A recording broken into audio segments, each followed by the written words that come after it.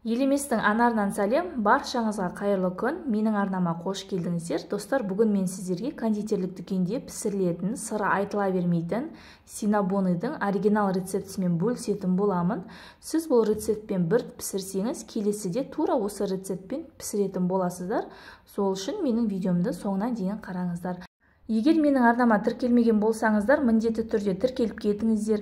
Төмендегі подписаться батырмасын басып, плейлист жағына өтсеңіздер, мен барлық рецепттерімді плейлистке бөліп қойғанмын. Ол жақта пицца, бәліш, тоқаштар, ыстық тағамдар, дәмді нандар, мерекелік салаттардың барлығын топ-топтарға бөліп қойған болатынмын.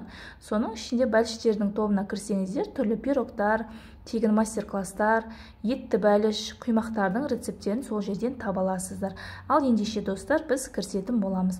Алдымен құрғақ ыдысымызға жылы сүтіміздің үстіне бір ас қасық тұзымызды және қантымызды салып, алдымен қантымыз бір араласқанша етіп, венчикпен араластырып аламыз. Кейін үстіне бір ас қасық ашытқымызды салып, шамамен 15-20 минутқа көтерілгенше демалдыруға қоямыз. Міне менің ашытқым көтерілді. Кейін үстіне 2 жұмыртқамызды саламыз. Жұмыртқа негізінде жылы болғаны тиіс. Кейін ертілген сармайымызды салып, ашытқымыздың үстіне жақсылап жұмыртқамыз араласқанша етіп араластыратын боламыз. Достар, біздің барлық қосатын ингредиенттер негізі жылы болғаны жақсы. Шамамен 1-1,5 сағат бұрын тоңазытқыштан шығарып қойыңыздар. Енді ұнымызға біз бір ас қасық ванилинімізді қосамыз. Ұн менде електен өткізілген, ол бізде маңызды болып саналады. Кейін сұйықтығымызды, яғни ашытқымызды ұнның үстіне бірден құйып жіберетін боламыз.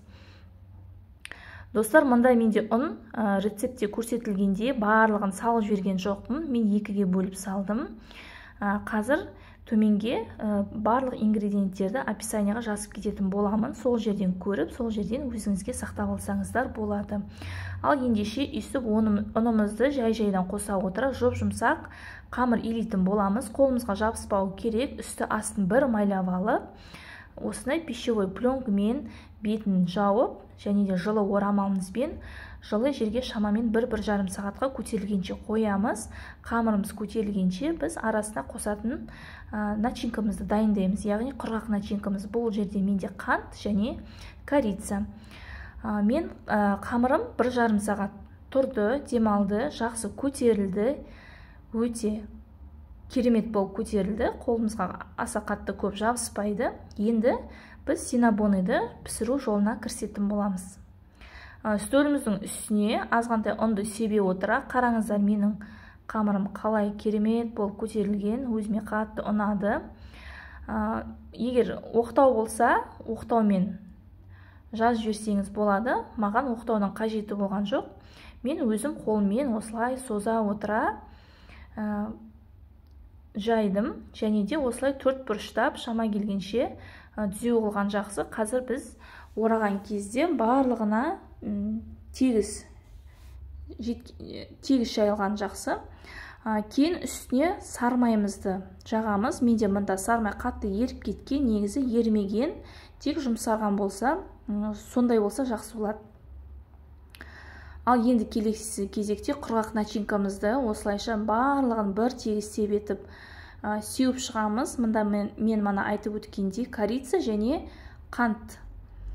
Бұл синнабоныйға ерекше бір дәм алып келеді. Міне осылайша тығыздаймыз. Тығыздап орай отыра, асықпай, жақсылап отырып орайтын боламыз. Достар, менің арнама тіркелмеген болсаңыздар, міндетті түрде тіркеліп кетіңіздер. Алдағы уақытта бұдан да бөлек көптеген қажетті керемет рецепттермен бөлісіп отыратын боламын. Менің арнамды жоғалтып алмас үшін колокольчик батырмасын басуды ұмытпаңыздар. Осылайша орап аламыз. Кейін пісіретін табаңызды бір майлап алыңыздар. Мен сияқты достар, осылай жіппен кесіп алсаңыздар, өздеріңізге өте ыңғайлы болады. Пышақпен кесуге де болады, бірақ ол сіз синнабоныйыңызды үстінен ұстағанда басып алуыңыз мүмкін, және де ішіндегі несі ақып кетеді, сармайы. Сондықтан да осылай тура мен сияқты жіппен арасын бөлсеңіздер, өте ыңғайлы болады. Менде осыдан барлығы 10 синабоны шықты. Егер көп болғанын қаласаңыздар, арасын жақын етіп кессеңіздер болады. Бетін жауып шамамен 20 минутқа немесе жарты сағатқа тағы да көтерілгенше қоямыз.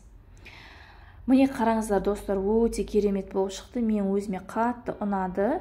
Енді осыны қызып тұрған 180 градус пеште шамамен 30-35 минутта қызарғанша пісіріп аламыз. Ал енді бетіне креміне кірісеміз. Бұл кремінде творожный сыр және сахарный пудра, яғни қант ұнтағы. Алдымен миксерлемес бұрын бір осылай езіп аламын, кейін миксерлеп аламын.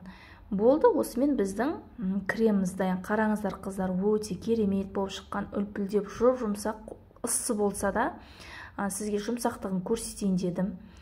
Өте керемет. Менің отбасыма, әсіресе балаларыма өте қатты ұнады. Кейін осылай сәл суығаннан кейін кремімізді бетіне жағып шығатын боламыз. Міндетті түрде достар, осы рецепт бойынша жасап көріңіздер. Мен осыған дейін неше түрлі рецептпен жасап көрген, маған ешқайсы ұнамаған, көңілімнен шықпаған. Тура осы рецепт бойынша жасап көріңіздер. Менің көңілімнен қатты шыққан осы рецепт болатын. Құрамына ешқандай да су қоспайсыңыз, тек қана сүтке илегендіктен бұл синабондар өте керемет, дәмді болып шыққан. Отбасыңызға ұнайтынына сенімдімін. Менің арнама тіркелмеген болсаңыздар, тіркеліп кетіңіздер.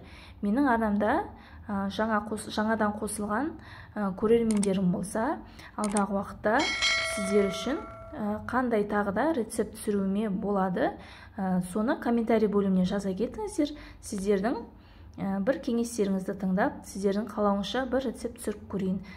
Сіздермен бірге болған елеместің анары, еліміз аман, жұртымыз тыныш болсын.